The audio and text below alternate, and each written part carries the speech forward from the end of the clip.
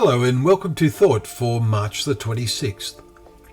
Our readings are Numbers chapter 7, Proverbs chapter 4 and Luke chapter 18. And our thought is, My Father, He taught me. Today's fourth chapter of Solomon's Proverbs alerts us to the responsibility of fathers. It starts, Hear, O sons, a father's instruction, and be attentive. It is clear that David, the father of Solomon, had seen in him a responsive spirit and taught him the ways of God. This led David to name Solomon as his successor. See Kings, or 1 Kings 1 and verse 13 through to 30. Despite the efforts of other and older sons to claim the kingship, as David was about to die.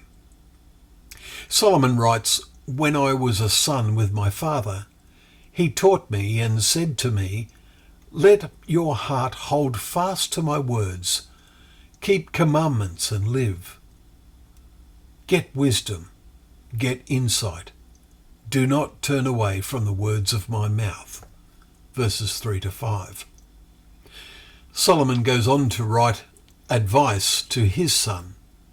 Hear, my son, accept my words, that the years of your life may be many. I have taught you the way of wisdom. I have led you in the paths of uprightness. When you walk, your step will not be hampered, and if you run, you will not stumble. Keep hold of instruction.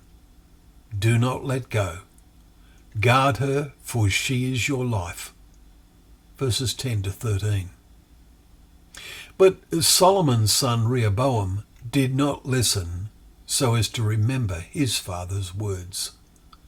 They did not stay in his heart, and we read of the tragedy of his lack of wisdom when he succeeded his father in 2 Chronicles 10, verses 8 to 13, in rejecting wise counsel. And this is reflected in Proverbs chapter 1, verses 25 and 26.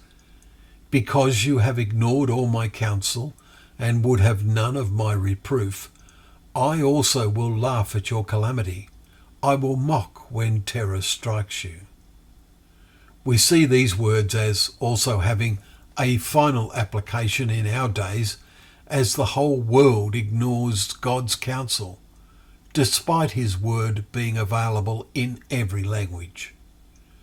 Solomon writes in chapter 15, The eyes of the Lord are in every place, keeping watch on the evil and on the good. A gentle tongue is a tree of life. Whoever heeds reproof is prudent. Verses 3 to 5. Let us heed God's word.